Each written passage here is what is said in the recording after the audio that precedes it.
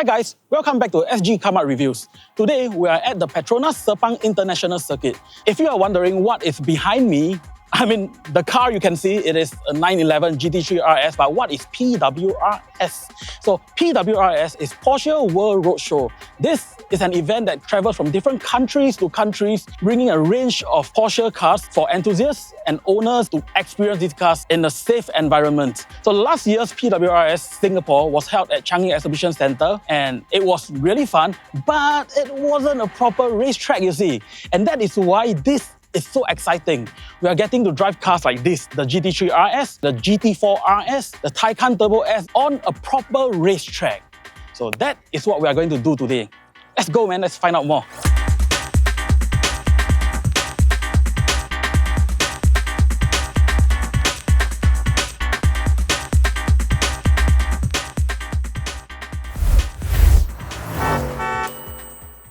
First thing in the morning, we were presented with the facelifted Taycan which Matthias got to drive in Spain. Our instructors then introduced themselves before bringing us down for a quick demonstration on the correct driving position. After a quick head count, we headed to our first activities of the day. The acceleration and braking course featured the Taycan Turbo S, which has dual motors putting out 939 brake horsepower and 1110 Nm of torque. I can't believe I actually felt quite a fair bit of something from just driving in a straight line. I've launched cars that are around 3 seconds-ish from 0 to 100. Those things felt fast, but this is something different. So I asked the instructor how fast it was. He said this car does 0 to 100 in 2.5 seconds. That's even faster than some of the crazy supercars I've driven recently, like the 750S. So it is one crazy experience. Well, a good way to wake me up, I guess. I don't need coffee anymore, so I'm gonna try out the other experiences soon. So I've just done the slalom with the 718 Spider RS. This is basically the 718 GT4 RS without a roof. It is a mid-engine car, so it is perfect for this slalom exercise. The car is well balanced and very, very agile, but I'm not exactly the best driver out there, so my first run, the instructor was quite happy with it. Wow. Very good. My second run, I tried to push a little bit more, but I ended up, I think I knocked over a cone and I didn't stop exactly in the box. So this is too fast. That got me some penalties over there, but I would say it is a very fun experience. I definitely love to drive that car even more. If only they let me take it out, to complete the entire track. One man can always dream, right? Next, we moved on to the Handling 1 segment. Probably the segment that I was most excited about, driving Porsche's sportiest models on Sepang circuit. So I've actually driven the GT3 RS for a little bit at last year's Porsche World Roadshow Singapore. That was a small little track demarcated with cones, so well, the sound was insane, I remember that, but I didn't get to actually properly experience the car. The track was just too tight for the aero to do its work, for the car to really be in its perfect environment for it to perform. So this time around in Sepang, I'm really looking forward to truly feeling the car.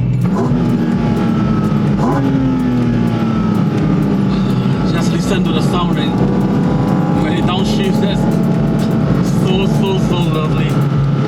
The engine response is insane. Just listen to the engine screw and downshift. Just listen to that. So it's just how great the response is. 9,000 RPM in this beast. The GT4 RS was amazing on the track, but it was time for me to meet my dream car. Right beside me is the Porsche 911 GT3 RS. This is the purest, most track-focused 911 that you can get from Porsche's lineup right now. So everything that you see here, this aero beats, the splitter over here, everything that you see is all functional. It's all functional aero. There's a swan neck massive GT wing at the back. It even has drag reduction system, DRS like F1 cars. And of course, I have to talk about the engine. This car, it has a naturally aspirated flat 6 that revs all the way to 9,000 RPM. You can just imagine the sound that it makes. 518 brake horsepower. This car is insane. And the best thing of all, it is totally street legal. So I finally found myself behind the wheel of a GT3 RS. And I'm not exaggerating on anything, but this is practically a dream come true for me. For the longest time, people ask me, Zhixuan, what is your dream car? It's not a Lambo, Ferrari, Pagani, anything. It's a GT3 RS, and I'm finally getting to drive this. We are reaching turn 5 and 6, which are high-speed sweepers. That's where probably the aerodynamic prowess of this GT3 RS will come in handy. So we'll see. Track duty at these speeds is a walk in the park for this car, right? So you can definitely push it a lot harder than what I just did. But I know what they said, the thing about not actually meeting your heroes, do not meet your heroes, you'll get disappointed, and that, I say, it chose the wrong hero, man. Choose the GT3 RS, you won't be disappointed. I can tell you that, I've driven it now.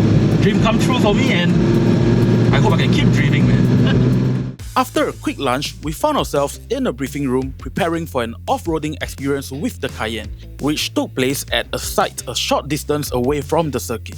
So now, I'm inside the Cayenne, we are going to do some off-roading. As you can see, the car's actually quite high because set to off-road mode, the car actually increases its ride height for more clearance. And yeah, we're going to clear some off-roading obstacles right now. So now this is the first off-roading obstacle that we are going to clear with the Cayenne, and this is basically a decline, a rather steep one, followed by an incline that we are supposed to take really slowly because we don't want to damage the car or remove the bumper.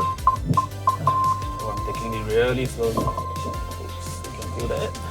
So now we are on the incline, a gradual, slow one. Oops, wow, you can really see the sky right now. So let's go, give it a little bit more power. Okay, now we are level again. So now this next obstacle that we are conquering with the Cayenne is a bank curve. So what happens is the car will be tilted on the side. I mean, if the center of gravity is too high or anything, you might even tip over, it feels like. But with this car, it's all good. So this next obstacle is like left and right alternating ruts. I think this is where you really need a proper off-roader to achieve, because you need that articulation in the suspension systems, that ground clearance. Otherwise, you'll be stuck in mid-air with your chassis scraping the floor and stuck on the bump. Our now muddy Cayennes were given a quick hose down, and soon we headed back to the pit building for yet another car review. This time, it was the new electric Macan 4 and Turbo, the very same cars that were unveiled in Singapore earlier this year. That didn't stop us from having a photo op with the cars though. In a demonstration of performance across Porsche's lineup beyond the track-oriented models, we also got to try cars like the Taycan, Panamera, and even the Macan on the track. So I'm now inside the Taycan Turbo. So the Turbo S, 911 Turbo S, that was the most powerful engine-powered car. The most powerful EV of the day. If you don't consider the one for the acceleration and braking, I think that had close to 900 overall horsepower. So this is still a lot of power, way more than you need for your daily driving, and definitely enough for track duties. Now, for our final activity of the day, hot laps. Participants drew lots with the number corresponding to the cars they would ride in for a taxi ride with the instructors behind the wheels. Number one! Looks like number one is the GT3 RS indeed. Well, I did say that it's a dream come true to get to drive the GT3 RS. Now I'm going to be in the passenger seat with a race car driver going full tilt, just a hot lap. I can't wait for this experience. I don't know whether I'll be scared or, really, really happy, I guess. We'll see. Maybe check it out when I get off the car, whether I'll be puking or all smiles.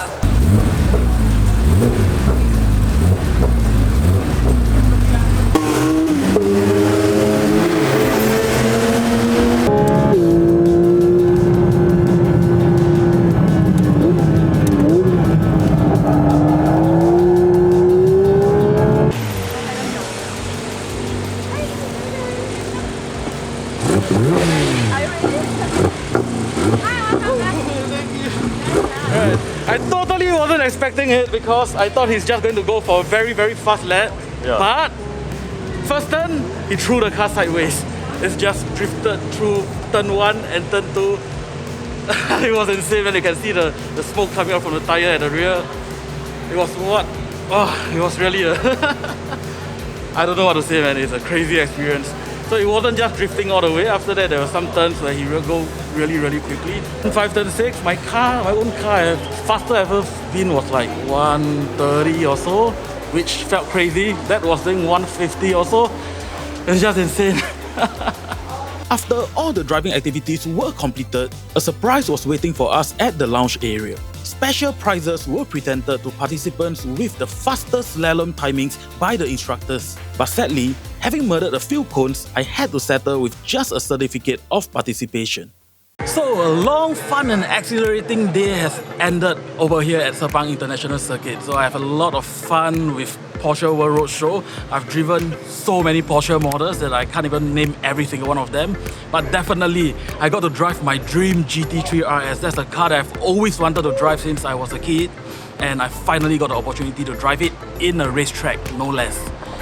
I definitely enjoyed this experience, and I hope that you also enjoy watching me having fun over here. Right, so if you'd like to see more of such videos, don't forget to like, share and subscribe to our YouTube channel and follow us on TikTok at Sgcarmart. So until the next Porsche World Road Show or next video, who knows, see you then, bye!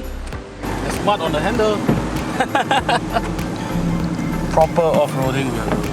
For context, Zhixuan just dropped the magnet on the mic somewhere in the car. No, it's over here, but I can reach it, but I can't get it.